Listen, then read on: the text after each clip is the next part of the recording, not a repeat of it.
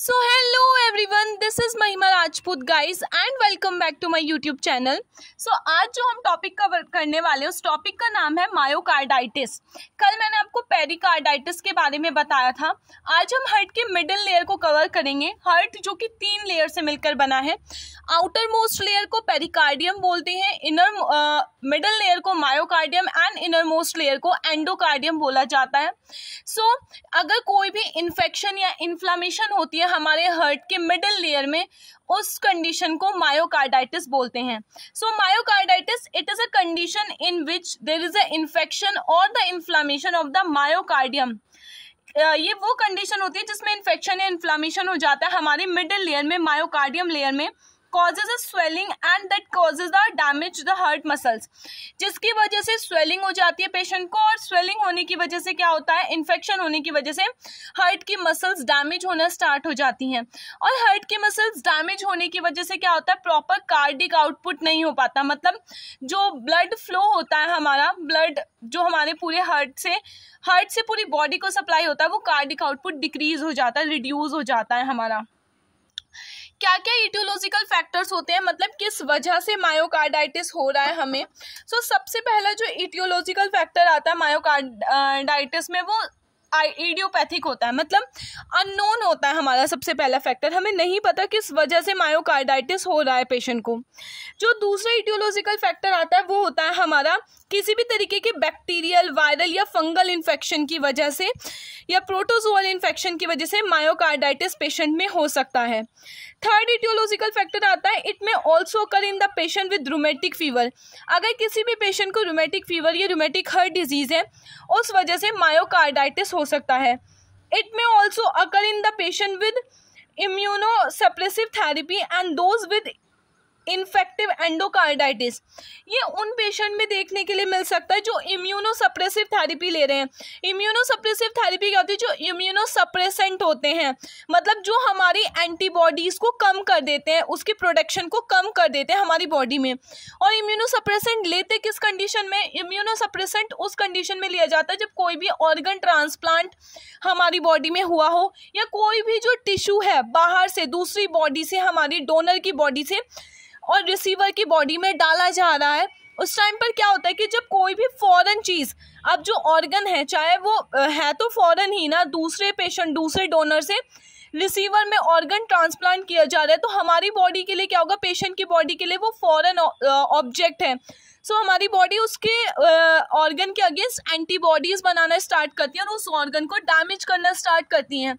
सो इसीलिए इम्यूनोसप्रेसेंट दिए जाते हैं ताकि एंटीबायोटिक जो एंटीबॉडीज हैं वो कम बने हमारी बॉडी में। तो अगर हम एंटीबॉडीज इम्यूनोसप्रेसिव ले रहे हैं, एंटीबॉडीज कम बन रही हैं, जिस वजह से क्या होगा, पेशेंट को अगर थोड़ा भी इन्फेक्शन है तो वो कॉम्प्लिकेशंस को लीड कर जाएगा। नेक्स्ट आता है हमारा इसके क्लिनिकल मैनिफेस्टेशन, क्या क्या साइन एंड सिम्टम्स देखने के लिए मिलेंगे। सो सबसे पहला जो साइन एंड सिम्टम होता है हमारा मायोकार्डाइटिस का, वो क्योंकि इन्फेक्शन है तो सबसे पहले फीवर देखने के लिए मिलता है, चेस्ट पेन, फटीग देखने के लिए मिलेगा, डिस्निया देखने के लिए मिलता है हमारा, फेरिंजाइटिस। फेरिंजाइटिस का मतलब होता है हमारा जो फेरिंग्स में इन्फ्लामेशन हो जाती है, उसे फेरिंजाइटिस बोलते हैं। इसके बाद chest pain, sudden cardiac death भी हो सकती है हमारी, मतलब हार्ट फेलियर या मायोकार्डियल इन्फार्क्शन हो सकता है सडनली मायोकार्डाइटिस की वजह से। नेक्स्ट हम बात करते हैं इसकी पैथोफिजियोलॉजी की। सो जो पैथोफिजियोलॉजी होती है हमारी मायोकार्डाइटिस की, कि सबसे पहले due to any etiological factor, किसी भी कारणवश क्या होगा, इन्फेक्शन हो जाएगा हमारे अंदर, बॉडी के अंदर जो है कोई भी बैक्टीरियल एजेंट एंटर करेगा, इन्फेक्टिव एजेंट एंटर करेगा। उस इन्फेक्टिव एजेंट की वजह से वो इन्फेक्टिव एजेंट अपने मल्टीप्लाई करना स्टार्ट करेगा, अपने नंबर्स को बढ़ाना स्टार्ट करेगा। जब वो मल्टीप्लाई करना स्टार्ट करेगा, उसके नंबर्स मल्टीप्लीकेशन होंगे, अपने उसकी कॉलोनी जो होगी वो इंक्रीज होगी, जिस वजह से इन्फेक्शन या इन्फ्लामेशन हो जाएगी मायोकार्डियम में, जिसकी वजह से क्या होगा, अब इन्फेक्शन हो गई तो हार्ट का काम जो है डिटोरेट होने लगेगा, हार्ट अपना फंक्शन जो है प्रॉपरली नहीं कर पाएगा। फॉर एग्जांपल अगर हमें भी फीवर होता है तो हम अपनी डेली एक्टिविटीज प्रॉपरली परफॉर्म नहीं कर पाते। इस सेम ऐसे ही बोल रहा है कि जब हार्ट की जो मिडिल लेयर है उसमें इन्फेक्शन इन्फ्लामेशन हो जाएगी तो हार्ट की जो कॉन्ट्रैक्टिलिटी है, मतलब जो हार्ट कॉन्ट्रैक्शन रिलैक्सेशन का जो प्रोसेस हार्ट कर रहा है वो प्रोसेस सही से नहीं होगा, ठीक है। अब सही से नहीं होगा तो क्या, जिसकी वजह से क्या होगा, हमारी कार्डिक आउटपुट डिक्रीज हो जाएगा। कार्डिक आउटपुट डिक्रीज होने की वजह से हमारी जो बॉडी होगी उसका ब्लड फ्लो डिक्रीज हो जाएगा, मतलब बॉडी में प्रॉपर ब्लड नहीं जाएगा। तो अलग अलग सिम्टम्स जैसे कि अनीमिया देखने के लिए मिलेगा, या स्टीमिया देखने के लिए मिलेगा, कार्डियोमायोपैथी देखने के लिए मिलेंगी, ये सारी चीज़ें हमें देखने के लिए मिलेंगी। नेक्स्ट हम बात करते हैं डायग्नोस्टिक इवैल्यूएशन, किस किस तरीके से हम हमारे मायोकार्डाइटिस की कंडीशंस को असेस कर सकते हैं। सबसे पहला डायग्नोस्टिक टेस्ट, इसमें हम हिस्ट्री कलेक्शन, फिजिकल एग्जामिनेशन करेंगे। नेक्स्ट आता है इसमें हमारा हिस्ट्री कलेक्शन में हम पेशेंट से रूमेटिक फीवर के बारे में पूछ सकते हैं, या फिर उसे पहले कोई इन्फेक्शन तो नहीं रहा, कोई सर्जरी वगैरह तो नहीं हुई थी पेशेंट की। देन हम बात करेंगे हमारे हिस्ट्री कलेक्शन के बाद फिजिकल एग्जामिनेशन, उसका हेड टू टू एग्जामिनेशन होगा। हेड टू टू एग्जामिनेशन के बाद हम बात करेंगे हमारे ईसीजी की, है ना। ईसीजी में हमें क्या देखने के लिए मिलेगा, एसटी जो वेव्स होगी ना उसमें बहुत सारे चेंजेस देखने के लिए मिलेंगे।